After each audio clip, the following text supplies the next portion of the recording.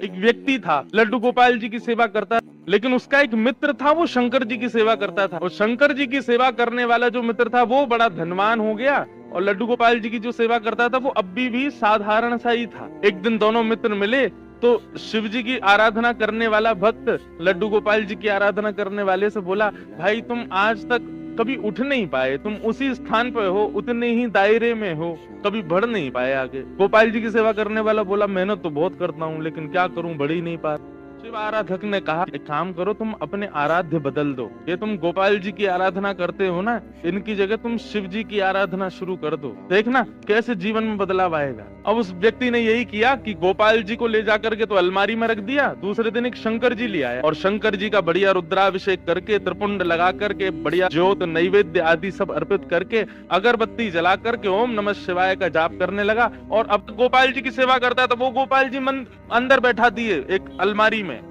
उनकी सेवा बंद, ओम नमः शिवाय का जाप करने लगा।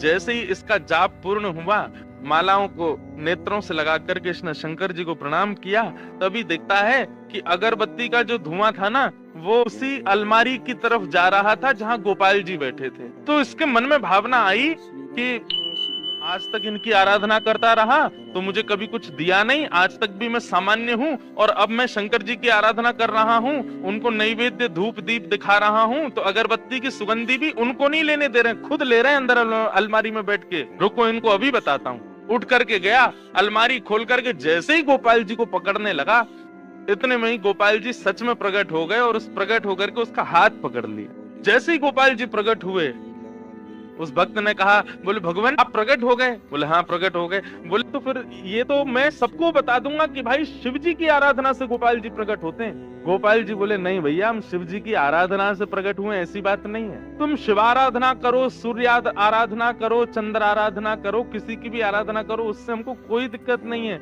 लेकिन आज हम प्रकट किस लिए हुए ये ध्यान से सुनना। आज तक तुमने केवल हमको अष्ट धातु की एक मूर्ति समझा, तुम्हारे मन में कभी ये भावना नहीं आती थी कि इनकी आंखें भी हैं, इनकी नाक भी है, इनकी जीभ भी है, इनके कान भी हैं, इनकी त्वचा भी है, इनके हाथ पैर भी हैं। परंतु आज जब वो अगरबत्ती का धुआं सहज ही मेरी तरफ आ गया तो तुम्हारे मन में ये भावना आई कि अगरबत्ती की सुगंधी मैं ले रहा हूँ, मतलब मैं जड़ नहीं हूँ, मैं चैतन्य हूँ। वास्तव में शिव आराधना ने मुझे प्रकट नहीं किया, तुम्हारे हृदय में जो चैतन्यता का भाव मेरे प्रति आया है उसने मुझे प्रकट किया है। ये चैतन्य हम मानते हैं, नहीं मानते। राधे राधे।